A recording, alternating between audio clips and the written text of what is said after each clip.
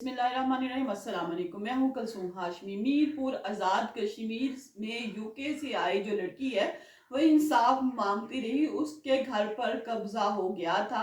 मुतलका जो एसएचओ है उसने जिनसी ज्यादती का निशाना बनाया और हरासा करने की कोशिश की। पूरे आज़ाद कश्मीर में इस बात पर जो है भरपूर एहतजाज हुआ है।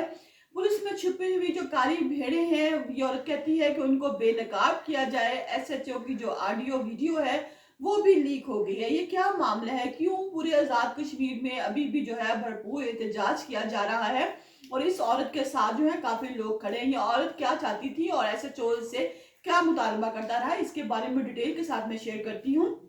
इस औरत का नाम है फरखंदा रहमान और ये यूके में मुकीम है। अब मीरपुर में इसका घर है। काफी अर्सा पहले ये लोग जो है मीरपुर से आजाद कश्मीर से जो है ये लोग चले गए थे, ये यूके चले गए। अब वहां पे काफी वक्त गुजारने के बाद पीछे इनके घर पर किसी ने कब्जा कर लिया। अभी जो औरत है ये वापस आती है अपने घर पर कब्जा छुड़वाने के लिए, तो इसको 3 से 4 महीने लग जाती है। ये कभी वहां धिक्के खाती है, कभी वहां धिक्के खाती है, लेकिन इसकी बात कोई नहीं सुनता। जब ये कमिश्नर मीरपुर के पास जाती है और उसे कहती है कि इस तरह मेरा घर है, मैं यूके से आई हूँ, मेरा नाम फरखंदा रहमान है और मेरे घर पर कब्जा कर लिया गया है और मैं ये कब्जा छुड़वाना चाहती हूँ, तो जो कमिश्नर मीरपुर है इन्होंने इनको कहा कि आप एसएचओ इमरान चौधरी गुज्जर के पास चली जाएं, उनको मेरा बताएं, वो आपकी बात जरूर सुनेंगे, मेरा हवाला दीजिएगा। जब ये औरत जो है चौधरी जो है इमरान गुज्जर को फोन करती है और बताती है कि इस तरह मुझे कमिश्नर मीरपुर ने आपके पास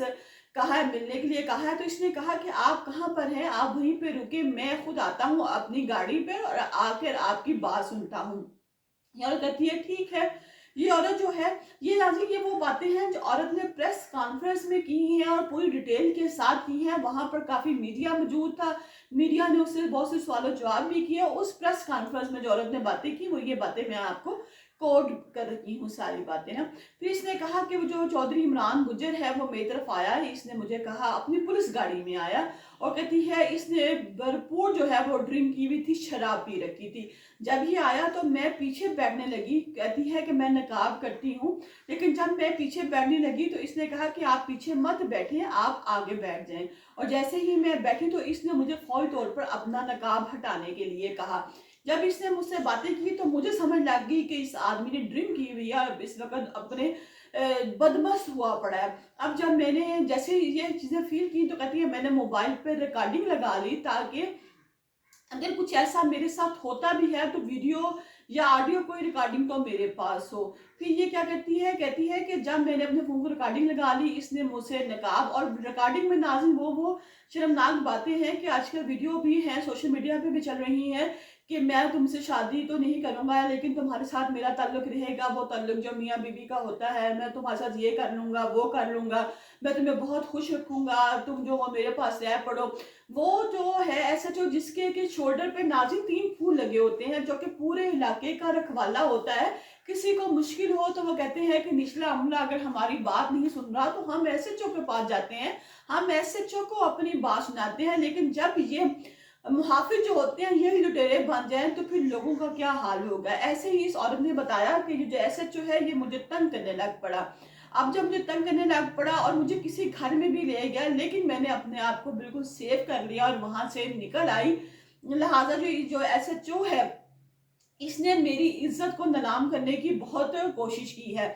वहां पर इसने बताया कि एक जो जज हैं जिनके पास जो डिस्ट्रिक्ट जज हैं, कहती है कि जब मैं उनके पास भी गई तो उन्होंने भी मुझसे मेरा नंबर मांगा, मुझसे तस्वीरें मांगी, लेकिन बाद में जब दूसरे जो हैं इसने बताया उस जज के बारे में तो उनको उस जज को फौरी तौर पर मुअत्तल कर दिया गया, क्योंकि ये अपना केस सुनवाने के लिए अपना जो है बयान देने के लिए जज के पास जाती थी तो जज की नीयत भी इस पे खराब होगी। कहती है कि जब मैंने ये बताया तो वहां पर जो मुतल्लिका जज थे ऊपर हाई कमीशन, तो उन्होंने इस जज को फौरी तौर पर मुअत्तल कर दिया।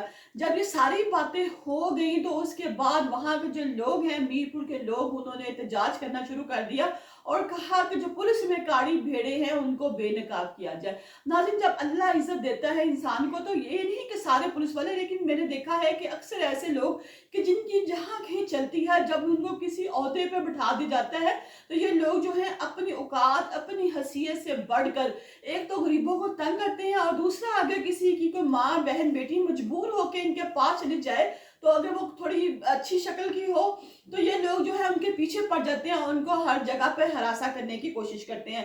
फिर उस औरत ने ये भी बताया कि मैंने जो है एसएसपी खाबर को भी बताया जो है कि आपका जो एसएचओ है वो मुझे तंग कर रहा है, मेरे साथ ज्यादती करने की कोशिश कर रहा है। तो उन्होंने भी अपने पेटी भाई को बचाने के लिए, एसएसपी ने भी मेरी बात को संजीदा नहीं लिया। अब जो इमरान चौधरी है इसने तो अपनी पूरी जमानत करवा रखी है, लेकिन वो भी रिजेक्ट हो गई है।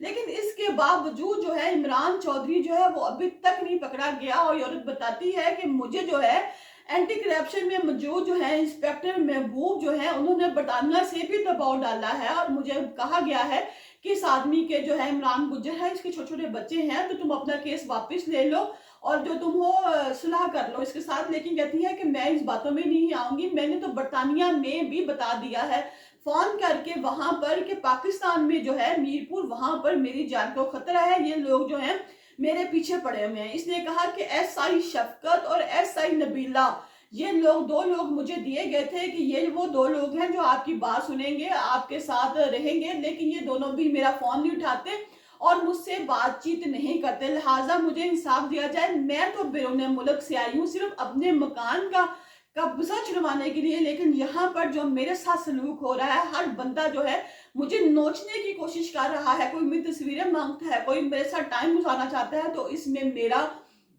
अपने मुल्क में रहते हुए ये हाल है। तो वो लोग जो यहाँ पे रहते हैं, जो लोग मजबूर हैं, जो लोग बेबस हैं, जिन लोगों की कोई पहुंच नहीं है, उन लोगों का ये जो काली भेड़ें हैं ये क्या हाल करती होंगी।